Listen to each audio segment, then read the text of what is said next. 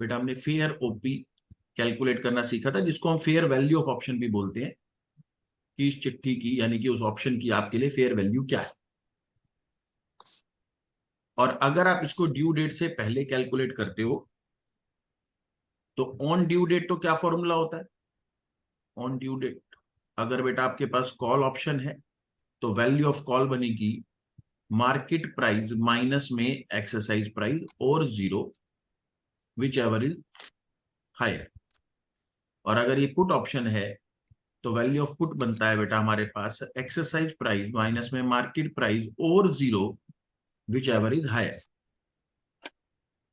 ये होता है ऑन ड्यू डेट। और अगर आप बिफोर ड्यू डेट खड़े हो यानी कि बिफोर एक्सपायरी, तो फॉर्मूला वही का वही होता है, लेकिन एक्सपायरी पर आपको एक्सरसाइज प्राइस यूज करने का मौका मिलता है तो हम उसको प्रेजेंट वैल्यू में कन्वर्ट करते हैं। तो वैल्यू ऑफ कॉल यानी कि fair value of option in case of call is equal to current market price, आज की डेट का मार्केट प्राइस, माइनस में एक्सरसाइज प्राइस, क्योंकि ड्यू डेट पर लगता है तो एक्सरसाइज प्राइस की present value e to the power minus are t. और अगर आप वैल्यू ऑफ पुट की बात करते हो तो बिल्कुल opposite, exercise price minus multiply by e to the power negative are t minus में करंट मार्केट प्राइस। तो ऊपर वाला ही फॉर्मूला लिखा है, बट एक्सरसाइज प्राइस को प्रेजेंट वैल्यू में कन्वर्ट करा है क्योंकि हम ड्यू डेट से पहले खड़े। तो ये नॉर्मल फॉर्मूले है बेटा हमारे पास। अभी हमारे पास एक और मॉडल है जिसको हम बोलते हैं बाइनोमियल ऑप्शन मॉडल।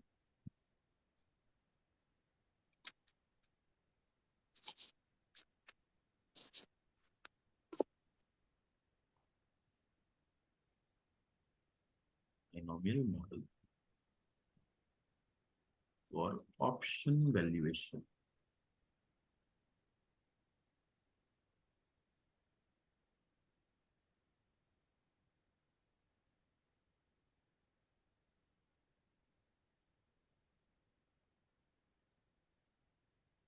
तो बेटा पहले तो इसको समझो कि ये मॉडल सिर्फ कॉल के लिए यूज हो सकता है।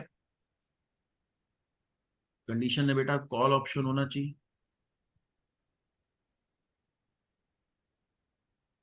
यूरोपियन ऑप्शन होना चाहिए,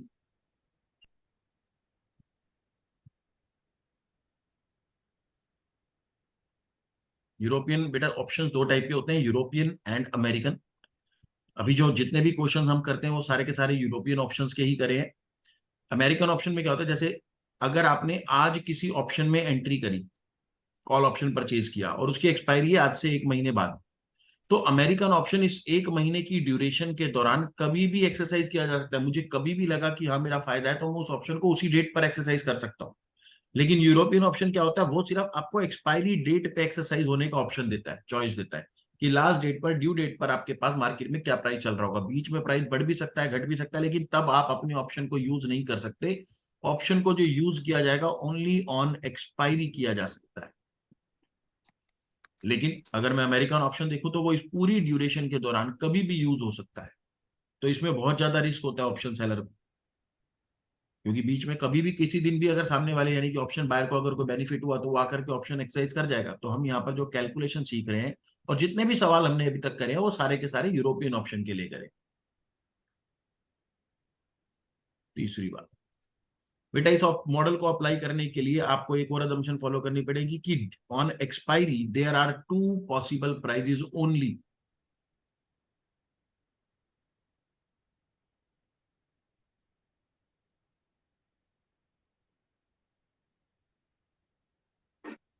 there are only two possible prices.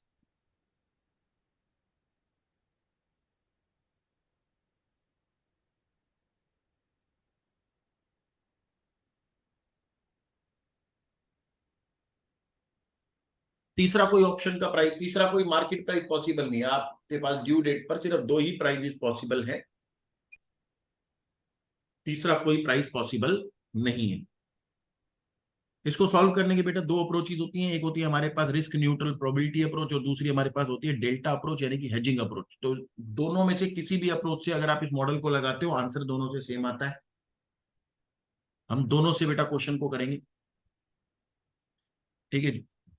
Follow करने के लिए बेटा, स्टोरी समझने के लिए क्वेश्चन को ही रेफर कर रहे हैं सारे कॉन्सेप्ट को समझने के लिए।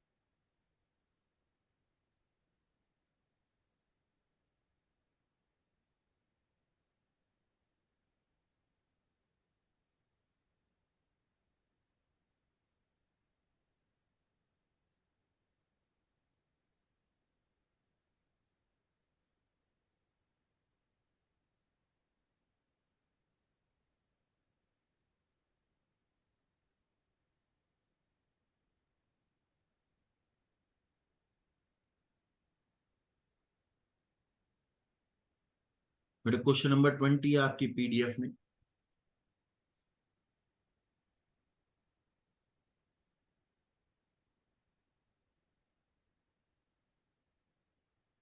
करंट मार्केट प्राइस है आपके पास 100 रुपीज पर शेयर।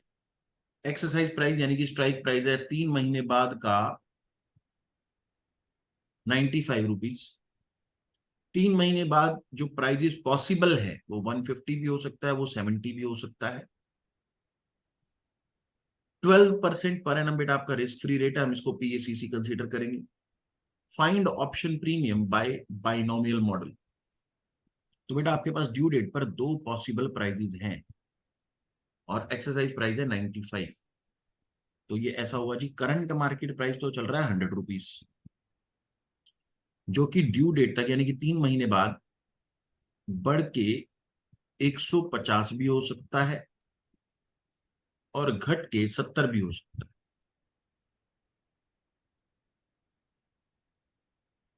तो दो पॉसिबल प्राइस है और एक्सरसाइज प्राइस जो आपको दे रखा है बेटा वो है 95 rupees after 3 months. Risk free rate हमारे पास है 12% पर एनम और ये 3 महीने बाद की बात है।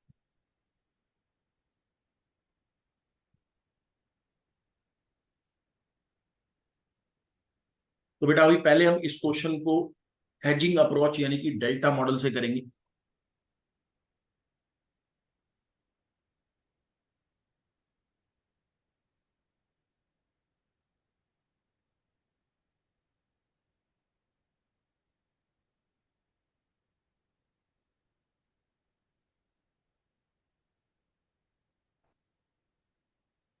अब बेटा इसके लिए स्टोरी समझो पहले। हम बेटा यहां पर ऑप्शन सेलर की तरफ से उसके रिस्क के अकॉर्डिंग प्रीमियम की कैलकुलेशन कर रहे हैं कि ऑप्शन के लिए मुझे क्या पैसे चार्ज करने चाहिए। अभी तक हमने जो भी मॉडल पीछे सीखा, ये जो फॉर्मूला आपने देखा था बेटा पीछे वाला बिफोर एक्सपायरी वाला, ये हम ऑप्शन बायर की तरफ से कैलकुलेट करते हैं कि उसकी तरफ से क्या वैल्यू बनती है। जबकि बाइनोमियल मॉडल जो है बेटा वो ऑप्शन सेलर की तरफ से वैल्यूएशन आपको देता है कि उसके पास जो रिस्क है, क्योंकि उसने रिस्क एज्यूम कर रखा है, तो उसको कम से कम क्या प्रीमियम चार्ज करना चाहिए। तो जो वैल्यू उसकी तरफ से बनती है उसको हम बोलते हैं फेयर ऑप्शन प्रीमियम। वही फेयर वैल्यू ऑफ कॉल भी है और वही फेयर ऑप्शन प्रीमियम भी है। तो वो स्टेप्स क्या ले रहा है, उसने मान लो आज की डेट में किसी व्यक्ति को ये ऑप्शन सेल कर दिया जिसमें वो 3 महीने बाद 95 रुपीज में शेयर खरीद सकता है। ये शेयर अभी करंट मार्केट प्राइस के हिसाब से 100 रुपीज का चल रहा है। बेटा अगर मार्केट प्राइस ड्यू डेट पर 150 हो जाए तब तो ये व्यक्ति शेयर खरीदने के लिए आ जाएगा, क्योंकि 150 वाली चीज इसको कितने में मिलेगी, 95 में।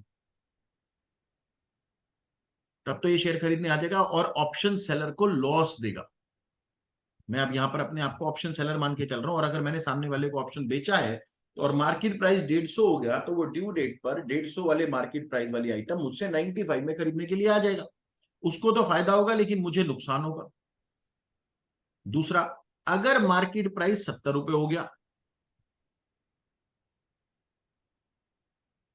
तो वो 70 वाली चीज 95 में खरीदने के लिए मेरे पास नहीं आएगा। यानी कि चांसेस दोनों चीजों के हैं कि वो मार्केट प्राइस 150 हो जाए तो मुझे मुझसे शेयर खरीदने आ जाए और मुझे नुकसान दे दे, और अगर 70 रुपए का मार्केट प्राइस हो जाए तो वो शेयर खरीदने ना आए।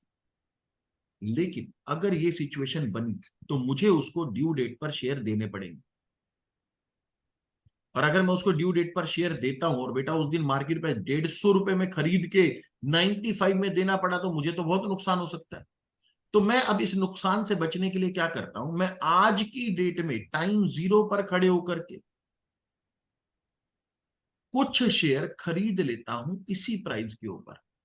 क्योंकि बेटा ड्यू डेट पर खरीदना पड़ा तो कितने का मिलेगा, 150 का, और अगर अभी के अभी खरीद लिया तो कितने का मिलेगा, 100 रुपए का। तो अपने रिस्क को कवर करने के लिए, क्योंकि मैं ऑलरेडी एक कॉन्ट्रैक्ट कर चुका हूं जिसमें मैंने ऑप्शन बेच दिया है, सामने वाले के पास खरीदने का अधिकार है, मेरे पास बेचने की जिम्मेदारी है, तो उस रिस्क से बचने के लिए मैंने क्या किया कि मैं अभी जाकर के मार्केट से कुछ शेयर खरीद लेता हूं। बेटा पूरे के पूरे शेयर नहीं खरीदने। अगर तुमने 100 कॉल्स बेची हैं तो 100 कॉल के बदले में 100 शेयर थोड़ी खरीद के रखने। ऐसा नहीं कह रहा मैं बिल्कुल भी कि जितनी कॉल बेची हो, क्योंकि ऐसा भी तो हो सकता है ना प्राइस ये हो जाए उस टाइम तो फिर आपका नुकसान हो जाएगा। आपने 100 रुपए के शेयर खरीद रखे और मार्केट पे 70 रुपए का चल रहा है, वो भी नहीं खरीदने के लिए आ रहा 95 में। तो नुकसान हो जाएगा, क्योंकि चांसेस दोनों तरफ के हैं, इसीलिए बेटा मैं अपना बेनिफिट भी दोनों तरफ से सोचूंगा। तो हम क्या करेंगे, 100 कॉल के बदले में 40 शेयर, 60 शेयर, कुछ शेयर खरीद लेंगे, पूरे शेयर्स नहीं खरीदेंगे, कुछ शेयर, ताकि कुछ रिस्क मेरा कवर हो जाए, क्योंकि रिस्क में कुछ चांसेस इसके भी हैं प्राइस होने के, और कुछ चांसेस इसके भी हैं। कहानी समझ में आ रही है अभी तक की? तो अगर मैं एक ऑप्शन सेलर हूं, तो मेरा पहला स्टेप तो यह है कि मैं एक ऑप्शन बेच दूं। ठीक है, मैंने ऑप्शन बेच दिया, पहला स्टेप ऑप्शन सेल कर दो।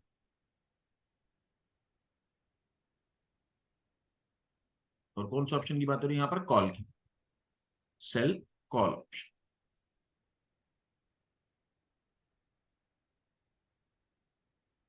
एंड रिसीव प्रीमियम, क्योंकि आपने ऑप्शन बेचा है तो आपको तो प्रीमियम मिलेगा।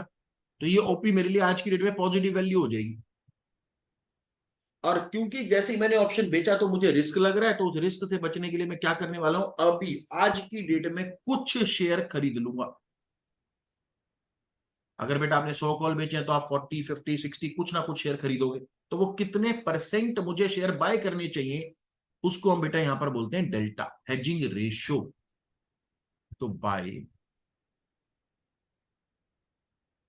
Few shares in cash market.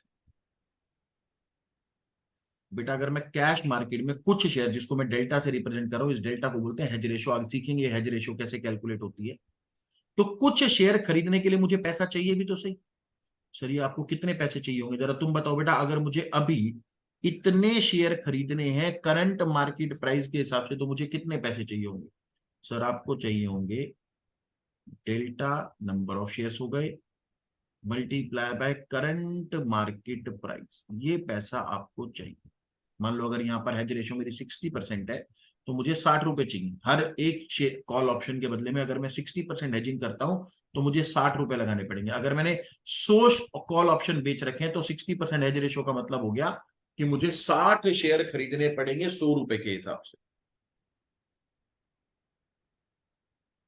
तो इतने पैसे मुझे चाहिए, ये पैसे मेरे लिए नेगेटिव वैल्यू। तो अगर मैं एक एक ऑप्शन के हिसाब से बात करूं, आपने बेटा एक कॉल ऑप्शन बेच दिया तो उसका प्रीमियम आपको मिल गया। उसके बदले में आपने कुछ शेयर खरीद लिए तो उसके लिए पेमेंट आपको करनी पड़ेगी। बेटा जो शेयर आप खरीदोगे उसके लिए ज्यादा पैसे चाहिए, तो जो डिफरेंस होगा बेटा ये आपके लिए बनेगी बोरोइंग।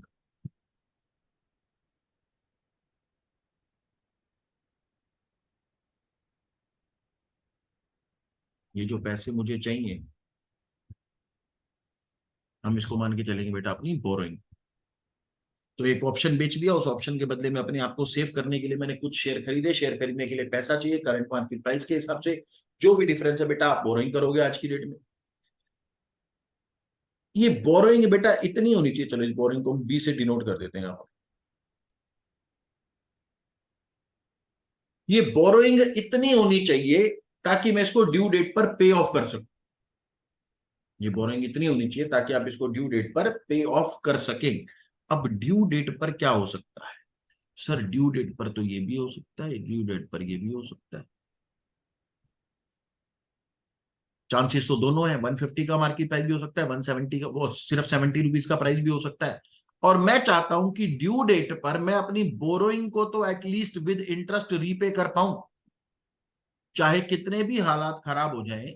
मैं ड्यू डेट पर अपनी बोरोइंग को रीपे करना चाहता हूं। अब तुम मुझे जरा ये बताओ कि बेटा as per my situation with these two transaction, मेरे लिए वर्स्ट केस सिनेरियो क्या बनेगा? मार्केट प्राइस 150 हो जाए या मार्केट प्राइस 70 हो जाए, क्योंकि आप उसके अकॉर्डिंग ही आज की डेट में बोरोइंग करोगे। ताकि मैं आज की डेट में बोरोइंग ही उतनी करूंगा ताकि मैं ड्यू डेट पर उसको वर्स्ट केस सिनेरियो में रीपे कर सकूं। तो ये बोरोइंग का अमाउंट बेटा मैक्सिमम आप कितना करने वाले हो? आप फ्यूचर के बारे में सोच के बोरो करोगे।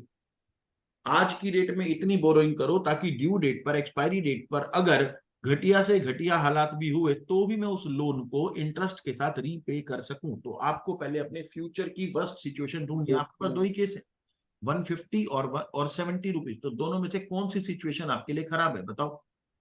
150। 150। सर 150 खराब है, क्योंकि अगर 150 प्राइस हो गया ना तो वो मेरे पास आ जाएगा ऑप्शन बायर, और मेरे मुझसे शेयर कितने में लेके जाएगा, 95 में। 95। यानी कि जितने भी डेल्टा शेयर मैंने खरीदे होंगे वो भी 95 में चले जाएंगे। हाँ जी, क्या यस मैं सर। ठीक कह रहा हूँ? कुछ डेल्टा शेयर आपने खरीदे हैं ना, तो जो डेल्टा शेयर आपने आज 100 रुपए में खरीदे हैं, ये आपके 95 में चले जाएंगे। आपको लग रहा है सर ये खराब हालात है, और अगर मार्केट प्राइस मान लो आपका ये 150 ना होकर के 70 हुआ, तो क्या होगा? क्या वो आएगा खरीदने के लिए? नहीं। सर वो नहीं आएगा। इसका मतलब आपके पास 95 का भी ऑप्शन नहीं है। आपने जो डेल्टा शेयर अभी खरीद रखे, फिर वो 70 रुपए की मार्केट में जाएंगे।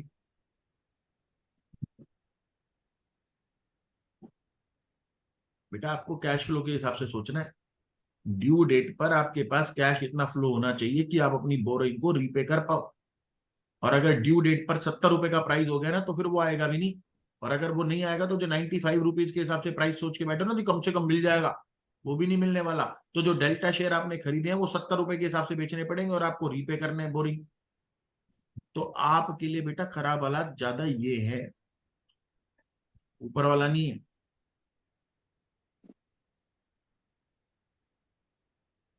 ठीक है जी।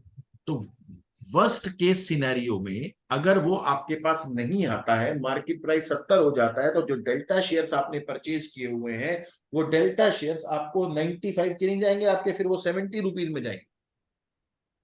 और अगर 150 प्राइस हो जाता है तो जो डेल्टा शेयर आपने खरीदे हुए वो भी 95 के अंदर कन्वर्ट होकर के बिकेंगे। तो वर्स्ट केस सिनेरियो 70 रुपीज का मार्केट प्राइस।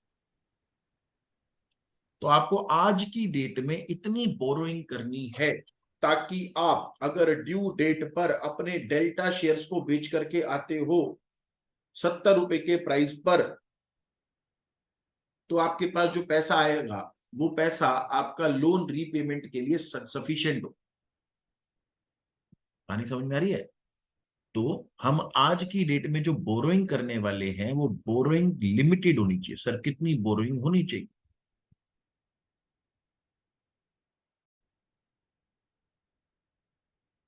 तो बेटा हम बात कर रहे थे कि आज की डेट में बोरोइंग कितनी करें।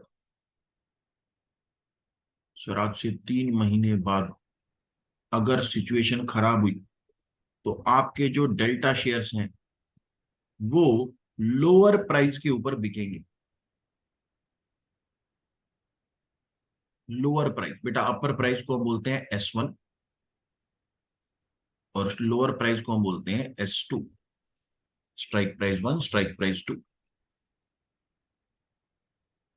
तो लोअर प्राइस पर बेटा अगर आपके इतने शेयर बिके, डेल्टा शेयर, तो आपके पास इतना पैसा अवेलेबल होगा ड्यू डेट पर लोन रीपे करने के लिए, ज्यादा से ज्यादा।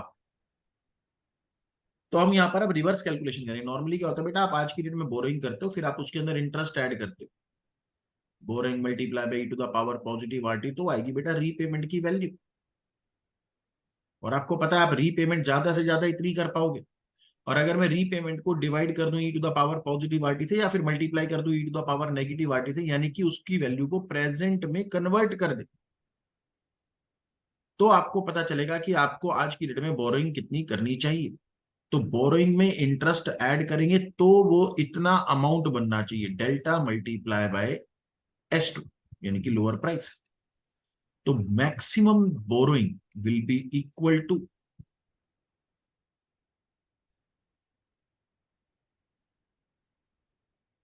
Delta multiply by S2। ये वो अमाउंट है जो रीपेमेंट के लिए अवेलेबल है, इसको प्रेजेंट वैल्यू में कन्वर्ट करेंगे, e to the power negative RT।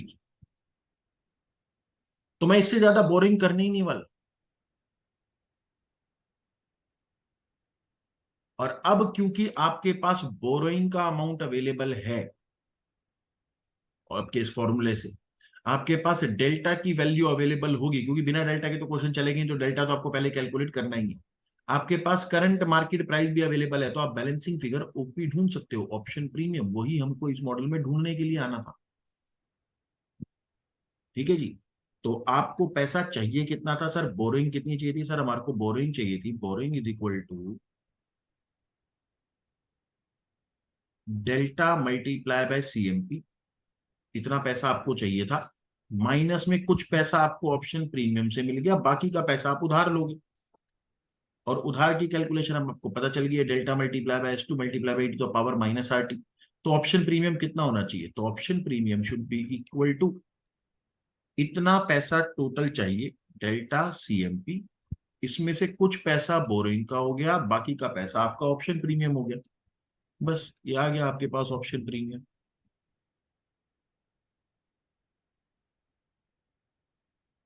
तो option premium is equal to delta multiply by CMP, जितना पैसा आपको शेयर खरीदने के लिए चाहिए उसमें से कुछ पैसा उधार का है, बाकी का पैसा ऑप्शन प्रीमियम का। यही हमने ऊपर भी लिखा हुआ है, देखो। ऑप्शन प्रीमियम से कुछ पैसा आ जाएगा, कुछ पैसा आपको शेयर्स के लिए चाहिए, बाकी का पैसा बोरिंग का हो गया। तो अब बोरिंग की वैल्यू मुझे पता है, अब हमारे को सिर्फ क्या ढूंढना है? डेल्टा हेज रेशो, कितने परसेंट शेयर्स हमको हर कॉल के बदले में खरीदने चाहिए। तो delta is equal to V1 minus V2 upon S1 minus S2। S1 और S2 तो आपको पता है, S1 और S2 होता है बेटा हमारे पास अपर प्राइस S1 है, और S2 हमारे पास है lower price.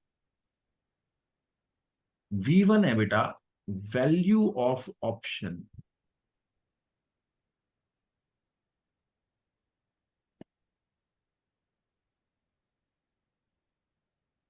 At upper price यानी कि S1, and value of option at lower price यानी कि S2। तो V1 is value of option at upper price and V2 is value of option at lower price. जरा मुझे value बताओ option की क्या होगी। सर अगर एक्सरसाइज प्राइस है 95 और 150 रुपए का मार्केट प्राइस है, तो मार्केट प्राइस 150 का, जो चीज मार्केट में 150 की चल रही है, मेरे पास अधिकार है कि मैं उसको 95 में खरीद लूं। तो मेरे पास जो ऑप्शन की वैल्यू बनेगी बेटा वो बनेगी V1 इज इक्वल टू 55। आपको एक 150 वाली चीज 95 की मिलेगी, तो ऑप्शन की वैल्यू बनी 55। ऐसे ही बेटा अगर मार्केट प्राइस 70 हो जाए और आपके पास 70 वाली चीज 95 में खरीदने का अधिकार हो, तो उस ऑप्शन की वैल्यू 0 है।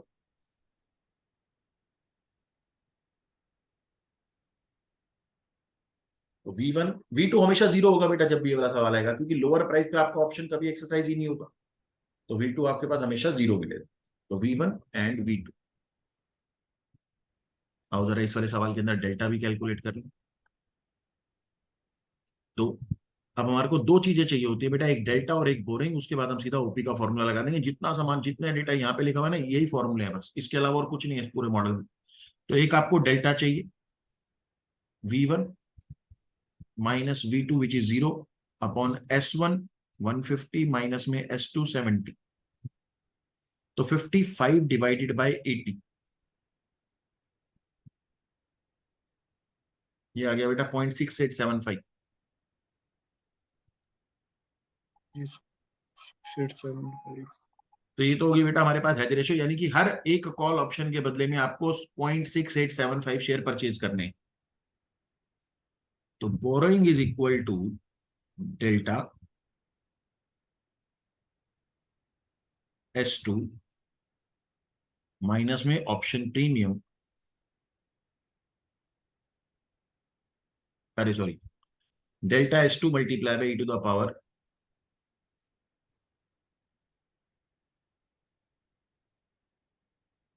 Minus RT। रेट है बेटा इस क्वेश्चन में हमारे पास 12, टाइम है 3 महीने। तो 0.6875 multiply by 70 multiply by e to the power negative, तो हो गया बेटा 48.125 e to the power negative 0.03। तो बेटा नेगेटिव वाले की फैक्टर की वैल्यू बताओ।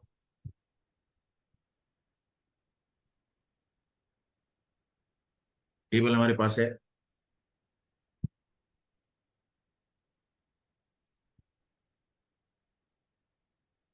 बेटा नेगेटिव 0.03 की वैल्यू है 97045,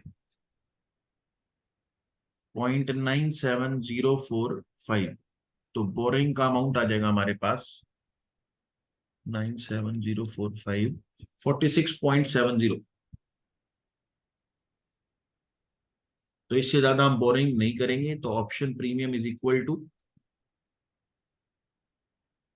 डेल्टा सीएमपी माइनस में borrowing delta is 0.6875, current market price is 100, minus में बोरोइंग इज 46.70,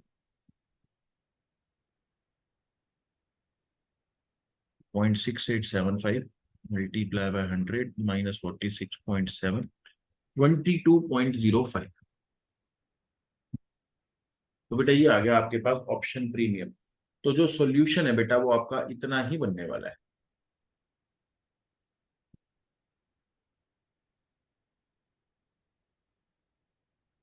एक आपको हेज रेशो चाहिए, एक आपको बोरोइंग का अमाउंट चाहिए, और फिर ऑप्शन प्रीमियम की कैलकुलेशन। तो fair option premium as per binomial model is 22.05। और अगर मान लो इस क्वेश्चन में आपसे वो पुट का प्रीमियम मांग लेता, लेकिन हमें तो ऊपर कहा कि आपके पास तो कॉल ऑप्शन होना चाहिए, तो बेटा आप क्या करोगे, सॉल्व इसको कॉल के लिए ही करोगे, और फिर put call parity approach use करके हम पुट का प्रीमियम यहां पर बैलेंसिंग फिगर निकाल लेंगे। जैसे पीसीपीटी क्या होती थी बेटा, put call parity, cash outflow of call should be equal to cash outflow of put. Formula होता था पीसीपीटी का, कॉल का प्रीमियम प्लस ड्यू डेट पर शेयर खरीदोगे multiply by to the power negative RT should be equal to put का premium plus current market price. तो आपके पास क्योंकि एक्सरसाइज प्राइस है, e to the power negative are T की value भी है, कॉल का प्रीमियम भी ऑलरेडी आ चुका है 22.05, और पुट का प्रीमियम आपको चाहिए, तो यहां से हम बैलेंसिंग फिगर उसको कैलकुलेट कर सकते हैं। तो अगर क्वेश्चन आपसे पुट का प्रीमियम मांग ले यूजिंग बाइनोमियल मॉडल, तो आप कैलकुलेशन कॉल के लिए ही करोगे, और बैलेंसिंग फिगर हम पीसीपीटी का यूज करेंगे और पुट का प्रीमियम निकाल लेंगे।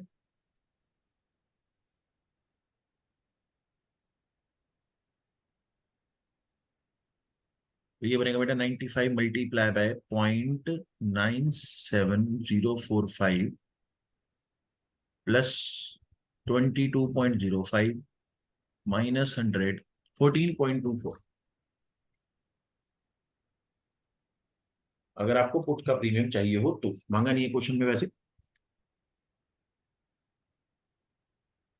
एक और क्वेश्चन देखते हैं बेटा नेक्स्ट।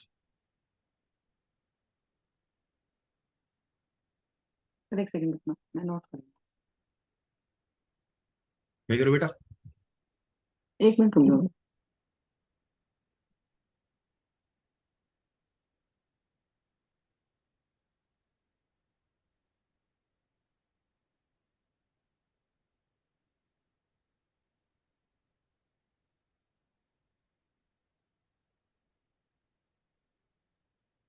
ठीक है,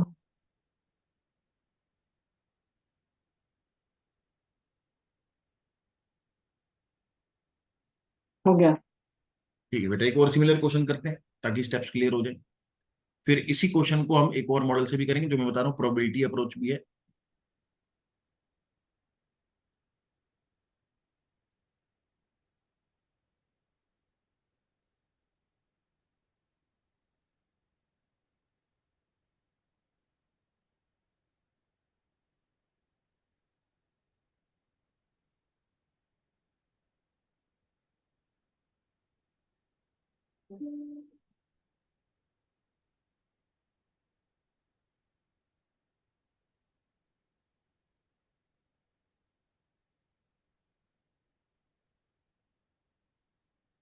ABC limited share price as on date is ₹200। तो करंट मार्केट प्राइस चल रहा है बेटा 200।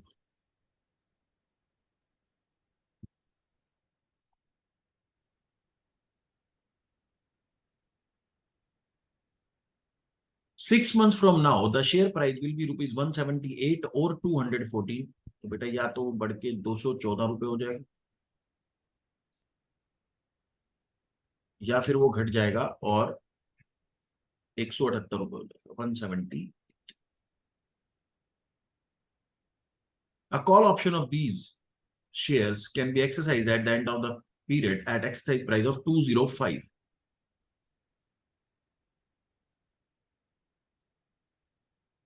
और रिस्क फ्री रेट हमारे पास है 10% का, और ये टाइम है बेटा हमारे पास कितना, 6 महीने।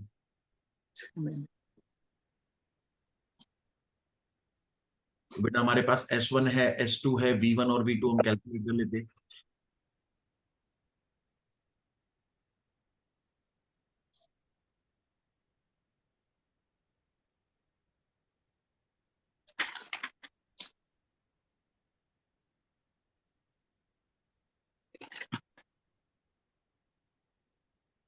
अच्छा 9 V1 आएगा बेटा हमारे पास 9 और V2 आएगा 0। 0 तो सबसे पहले बेटा हम डेल्टा की कैलकुलेशन करेंगे, hedge ratio V1 minus V2 upon S1 minus S2।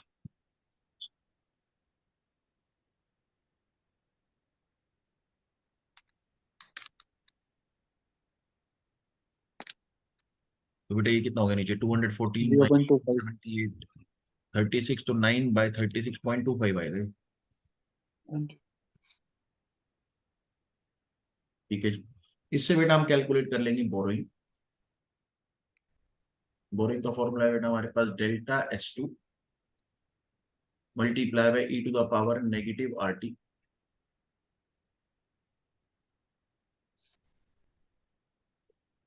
तो delta is 0.25, S2 is 178, e to the power negative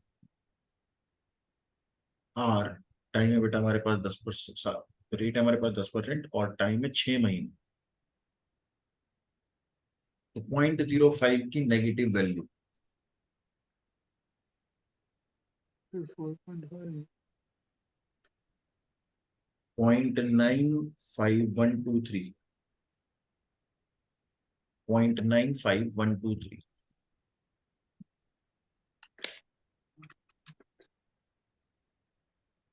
42.33 एक सेकंड।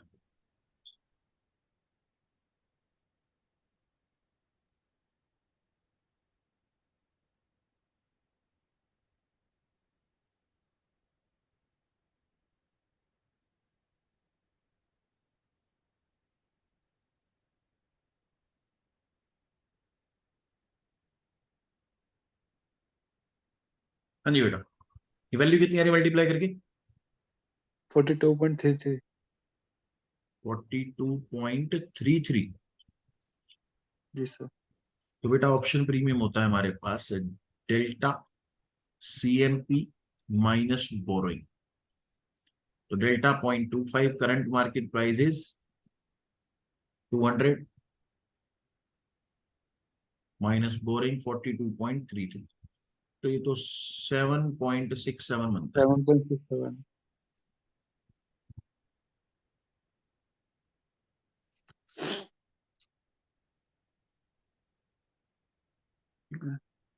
ठीक है जी। अब सिमिलर कैलकुलेशन बेटा आप एक और तरीके से भी कर सकते हो। ये जो आपने करा बेटा, ये हमारा मॉडल कौन सा था, तरीका है हमारे को, उसको बोलते हैं हेजिंग मॉडल या फिर डेल्टा मॉडल। अभी हम करेंगे बेटा प्रोबेबिलिटी अप्रोच, है बाइनोमियल का ही वो भी, प्रोबेबिलिटी अप्रोच। आंसर फिर से यही आना चाहिए। अगर मैं इसी क्वेश्चन को यूज करूंगा तो 67.67 ही आंसर आएगा। और अगर आप पिछले वाले सवाल के लिए काम करोगे तो 14 पॉइंट नहीं 22.05 ही आंसर आएगा। जी चलो इसको यूज करते हैं।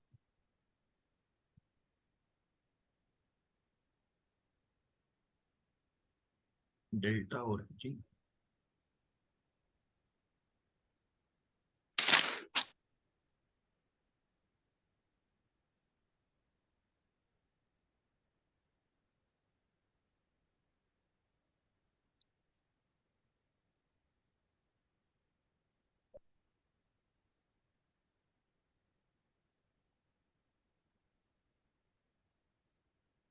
तो बेटा जो लास्ट क्वेश्चन हमने अभी किया उसका करंट मार्केट प्राइस चल रहा था 200, बढ़ भी सकता है घट भी सकता है।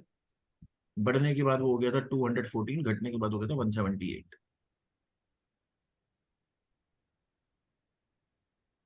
और एक्सरसाइज प्राइस है हमारे पास 205 205।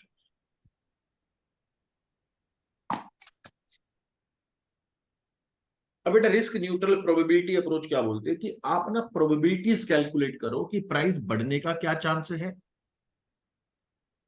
और प्राइस घटने का क्या चांस है।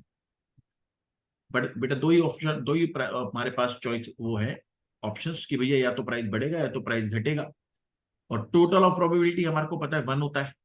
अगर बढ़ने का चांसेस मैंने लिए हैं P, तो घटने का चांसेस ऑटोमेटिकली हो जाएंगे 1 माइनस P। क्या मैं ठीक कह रहा हूं बेटा अगर दो ही इवेंट है आपके पास पॉसिबल और टोटल प्रोबेबिलिटी 1 ही होती है, तो अगर 60% बढ़ने का चांस है इसका मतलब 40% घटने का चांस है, अगर 40% बढ़ने का चांस है इसका मतलब 60% घटने का चांस है। तो ये हमारे पास प्रोबेबिलिटी अगर बढ़ने के लिए मैंने पी दी है, तो घटने के लिए जो चांस होगा बेटा वो हो जाएगा 1 माइनस पी। ये प्रोबेबिलिटी है। आपको एक साल बाद का प्राइस पता है, आपको एक साल बाद की वैल्यू ऑफ ऑप्शन भी पता है, वो 9 रुपए और 0 रुपए। बेटा मैं एक साल नहीं, 6 महीने बाद, 6 महीने बाद के प्राइजेस को अगर मैं यूज करूं और अगर मैं उसको प्रोबेबिलिटी से मल्टीप्लाई करूं, सर ड्यू डेट पर जो प्राइजेस पॉसिबल है वो या तो 214 होगा या तो वो 178 होगा, जिसकी प्रोबेबिलिटी हमने ली है बेटा प्राइस बढ़ने की 43 और घटने की प्रोबेबिलिटी है 1 minus P. Total of probability is 1। बेटा अगर मैं प्राइस को 6 महीने बाद के जो प्राइजेस हैं अगर मैं उसको प्रोबेबिलिटी से मल्टीप्लाई करता हूं तो मेरे पास एक्सपेक्टेड प्राइस आ जाएगा, और ये प्राइस भी 6 महीने बाद का ही आने वाला है क्योंकि आपके पास 214 और 178 जो दे रखे हैं वो भी 6 महीने बाद के प्राइस। तो प्रोबेबिलिटी से मल्टीप्लाई करेंगे तो हमारे पास एक्सपेक्टेड प्राइस आएगा बेटा 214 पी, 178 माइनस 178 पी, इसको टोटल करेंगे तो बेटा ये एक्सपेक्टेड प्राइस है after 6 months using the probability. तो 6 महीने बाद का जो एवरेज प्राइस एक्सपेक्टेड है वो है 214 minus 178 178 plus 36p, 34p 178 plus 36p। 50। और अगर 6 महीने बाद के प्राइस को मैं आज की डेट में कन्वर्ट करता हूं प्रेजेंट वैल्यू में, तो बेटा वो आज के प्राइस के बराबर होना चाहिए जो कि 200 रुपए है। ये 6 महीने बाद के प्राइस है। बेटा अगर मैं 6 महीने बाद के प्राइस को 6 मंथ्स आफ्टर का प्राइस ये है 178 प्लस 36p, अगर मैं इसको प्रेजेंट वैल्यू में कन्वर्ट करता हूं तो बेटा ये करंट मार्केट प्राइस के बराबर होना चाहिए जो कि 200 रुपए है।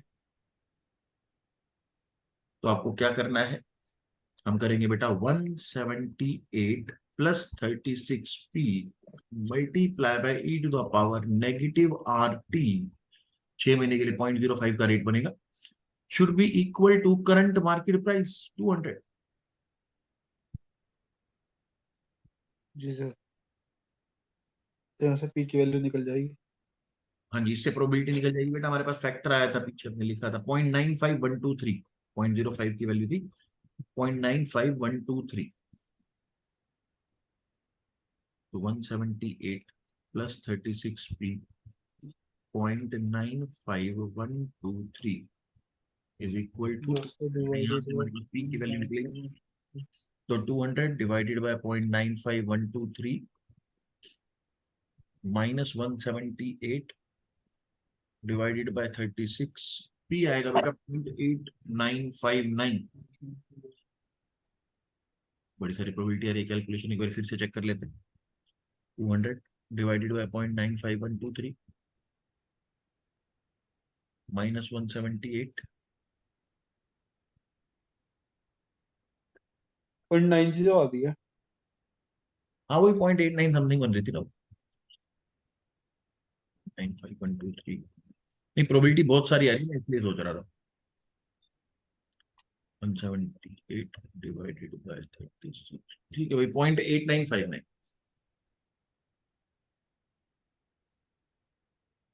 तो बेटा ये तो हो गई प्राइस बढ़ने की प्रोबेबिलिटी यानी कि अपर प्राइस के लिए, और लोअर प्राइस के लिए प्रोबेबिलिटी होगी बेटा 1 माइनस पी, तो वो बनेगी बेटा 1 माइनस 0.8959, 0.1041। तो बेटा आपके पास प्रोबेबिलिटी प्राइस बढ़ने की भी है घटने की भी है,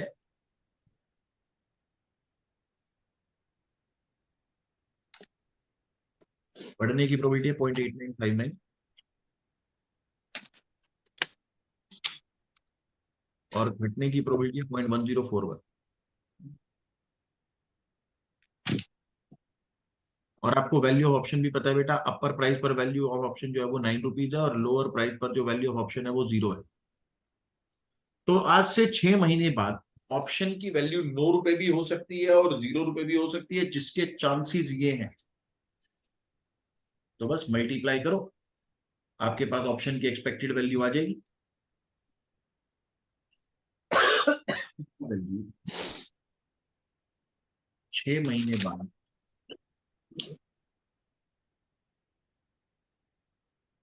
9 भी हो सकती है और 0 भी हो सकती है, जिसकी प्रोबेबिलिटी है 9 तब होगा जब प्राइस बढ़ेगा और 0 तब होगी जब प्राइस घटेगी।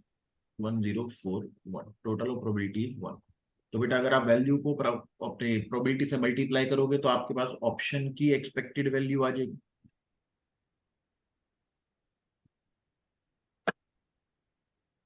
तो 9 मल्टीप्लाई बाय 0.8959, 8.0631, इसकी वैल्यू 0। तो बेटा ये ऑप्शन की वैल्यू मेरे पास आ गई है, लेकिन ये ऑप्शन की एक्सपेक्टेड वैल्यू 6 महीने बाद है। और अगर आपको आज की वैल्यू चाहिए तो आप इसको करंट प्रेजेंट वैल्यू में कन्वर्ट करोगे।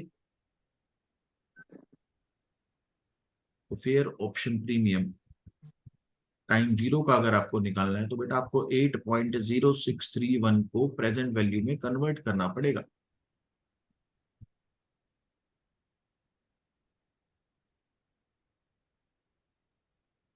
Nine five one two three.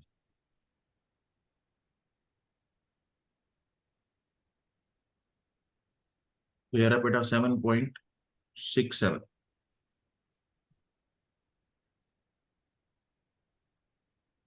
और यही वैल्यू आपके पास ऊपर भी थी 7.67। तो करना क्या है, स्टेप्स क्या है फाइनली बेटा? स्टेप्स ये है कि पहले आप फ्यूचर वाले प्राइस को यूज करके प्रोबेबिलिटी ढूंढो। ऐसे कि 214 रुपए का प्राइस भी हो सकता है, 178 का भी हो सकता है, बढ़ने की प्रोबेबिलिटी पी, घटने की probability 1 minus P, expected price निकाला, प्रेजेंट वैल्यू में कन्वर्ट किया और उसको एक करंट मार्केट प्राइस के साथ कंपेयर कर लिया 200 के साथ।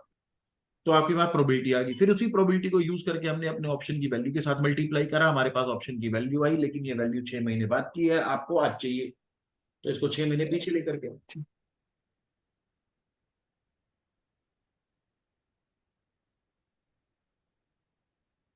तो बेटा दो पार्ट में क्वेश्चन होगा। पहले आप प्राइजेस, जो पॉसिबल प्राइजेस हैं उनको यूज करके प्रोबेबिलिटी कैलकुलेट करोगे, और फिर उस प्रोबेबिलिटी को यूज करके ऑप्शन की एक्सपेक्टेड वैल्यू कैलकुलेट करोगे एक्सपायरी डेट पर, और फिर उसको प्रेजेंट वैल्यू में कन्वर्ट करके आज की डेट में ले आएंगे। तो ऑप्शन की वैल्यू आज की डेट में पता चल जाएगी। दोनों में से किसी भी तरीके से बेटा इसको किया जा सकता है, आंसर सेम आएगा, चाहे आप डेल्टा लगा लो चाहे आप प्रोबेबिलिटी लगा लो।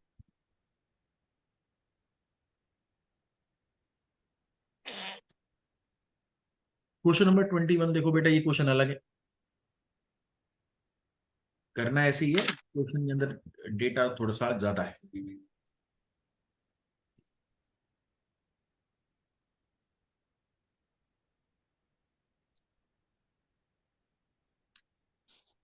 The current market price of the equity share of Redry Limited is ₹70 per share। नहीं नहीं नहीं, ये वाला नहीं, गलत सवाल दे दिया। 22।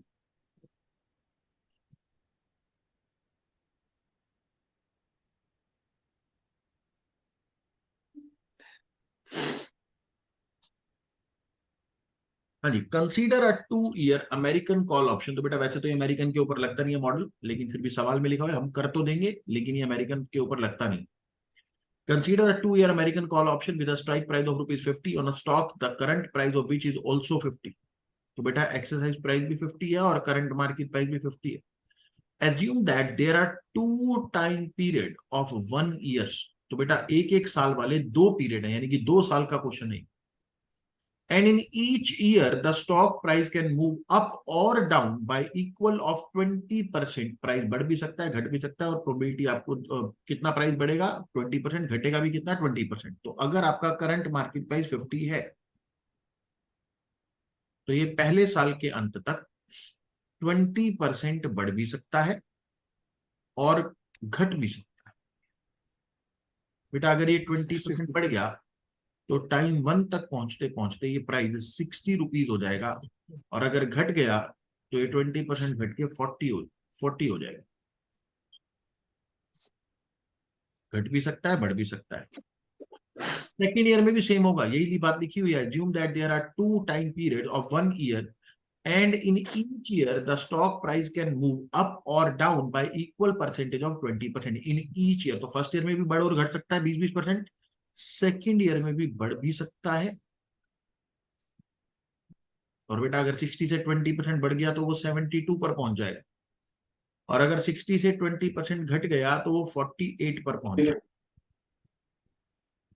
और अगर 40 से 20% बढ़ गया तो बेटा वो 48 पर पहुंचेगा, और अगर 40 से 20% घट गया तो वो बचेगा 32 पर।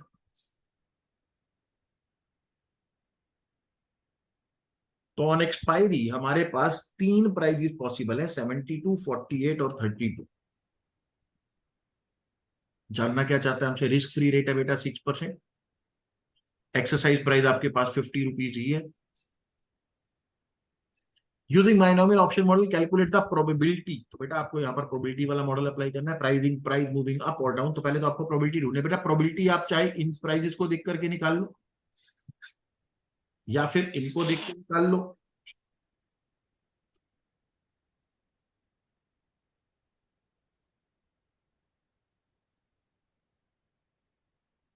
या फिर इनको देख के निकाल लो,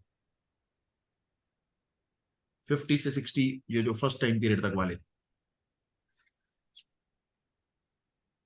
कहीं पर भी निकालो, प्रोबेबिलिटी सेम आने वाली, क्योंकि मूवमेंट का जो चेंज है, मूवमेंट जो है वो 20% वो सेम चल रही है।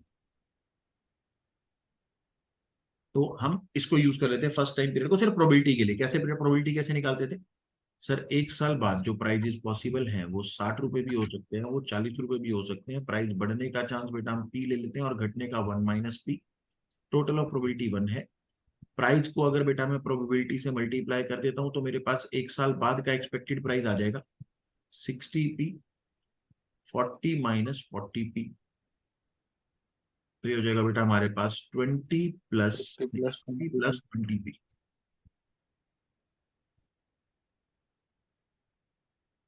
लेकिन ये कब का प्राइस है? आज से एक साल बाद का। और अगर आपको प्रोबेबिलिटी निकालनी है तो बेटा हम क्या करेंगे, इस वाले प्राइस को हम प्रेजेंट वैल्यू में कन्वर्ट करेंगे और करंट मार्केट प्राइस के साथ रख देंगे। तो current market price should be equal to expected price multiply by e to the power minus are T. तो करंट मार्केट प्राइस बेटा 50 है, एक्सपेक्टेड प्राइस 40 प्लस 20p है, multiply by e to the power negative R. Rate बेटा हमारे को दे रखा है question में 6%, और साल पूरा 1 है, तो 0.06 की नेगेटिव वैल्यू 0.94176।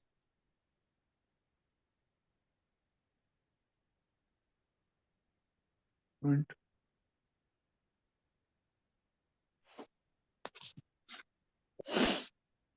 तो बेटा ये हो जाएगा हमारे पास 50 divided by 0.94176 minus 40 divided by 20। Probability आ रही है बेटा 6546।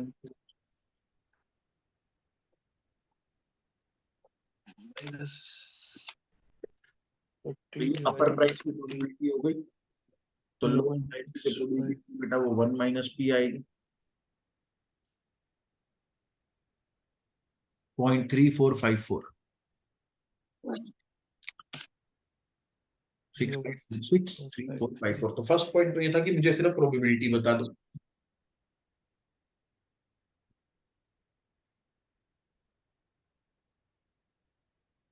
सिक्स फाइव फोर सिक्स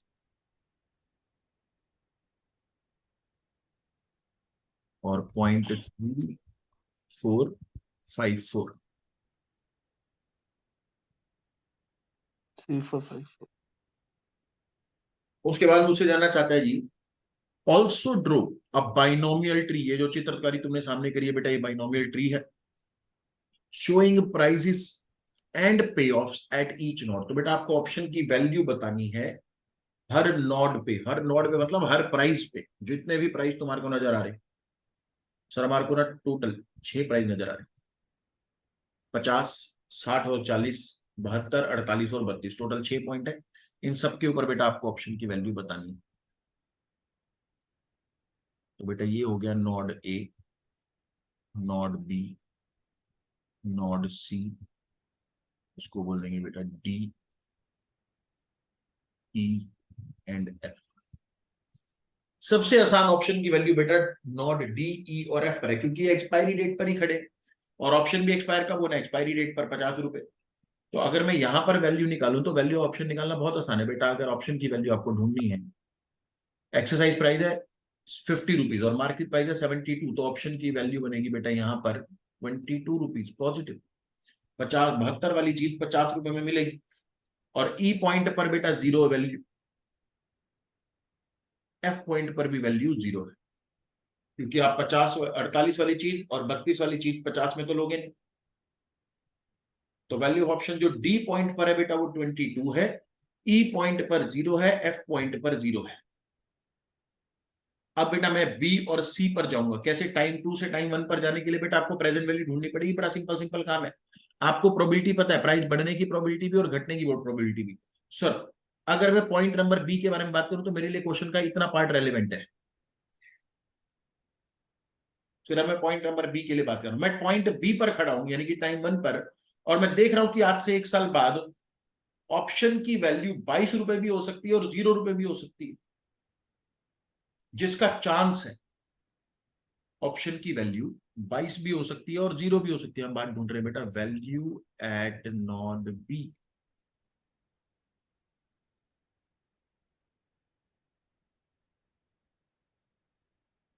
तो आज से 1 साल बाद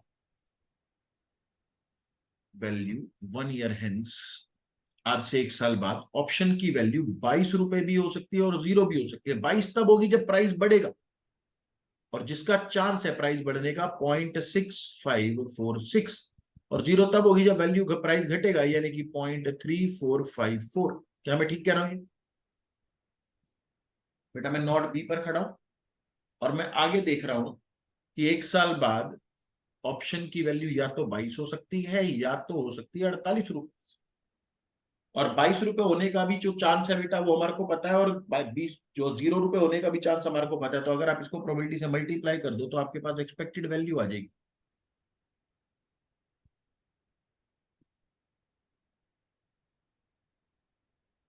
लेकिन फिर से बेटा ये टाइम 2 की वैल्यू आने वाली है, यानी कि 1 साल बाद की। आप यहाँ पर टाइम 2 लिख लो।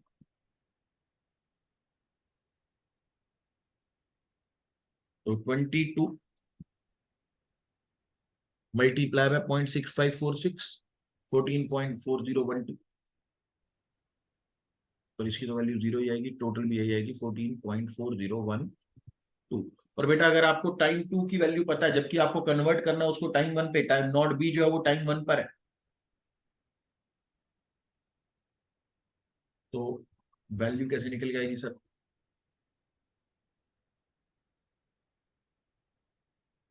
एक साल बाद का प्राइस अगर इतना है तो हम इसको आज की डेट में कन्वर्ट कर देते हैं। 06 टाइम 1, रेट बेटा साल का है, पीरियड भी पूरा 1 साल है।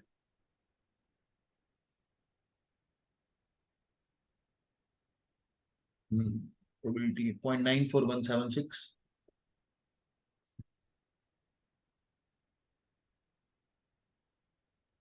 13.56 13.56। 56 तो बेटा ये ऑप्शन की वैल्यू हमारे पास आ गई एट नॉट बी। तो क्योंकि आपको डी का पता है, ई का पता है, तो बेटा प्रोबेबिलिटी से मल्टीप्लाई करो, एक्सपेक्टेड वैल्यू आ जाएगी, उसको 1 साल पीछे ले आए। तो हमारे पास इसकी वैल्यू आ गई 13.56। तो हम यहाँ पे लिख देते हैं इसको, वैल्यू को।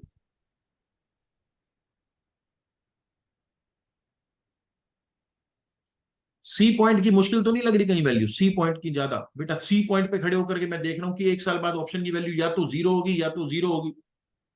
प्रोबेबिलिटी से मल्टीप्लाई कर दोगे तो भी 0 ही आने वाली है। हाँ जी बेटा, सी पॉइंट से या तो आप ई पर जाओगे या तो एफ पे जाओगे, और दोनों केसेस में वैल्यू 0 है। प्रोबेबिलिटी से मल्टीप्लाई कर दोगे तो भी 0 आएगी, प्रेजेंट वैल्यू में कन्वर्ट कर दोगे तो भी 0 आएगी। अब आपको ढूंढनी है वैल्यू एट पॉइंट ए। फिर से वही सर, अगर मैं पॉइंट ए पर खड़ा हूं तो एक साल बाद मैं देख रहा हूं या तो ऑप्शन की वैल्यू जो है वो है 13.56 या तो ऑप्शन की वैल्यू है 0, जिसकी प्रोबेबिलिटी मुझे पता है। तो बेटा 13.56 को प्रोबेबिलिटी से मल्टीप्लाई करो, 13.56 को इस प्रोबेबिलिटी से मल्टीप्लाई करो, 0 को मल्टीप्लाई करके कुछ मिलना ही नहीं, तो एक्सपेक्टेड वैल्यू आ जाएगी। एक्सपेक्टेड वैल्यू को प्रेजेंट वैल्यू में कन्वर्ट करेंगे, वो नॉड ए की वैल्यू आ जाएगी, सवाल खत्म। तो 13.56 भी वैल्यू हो सकती है।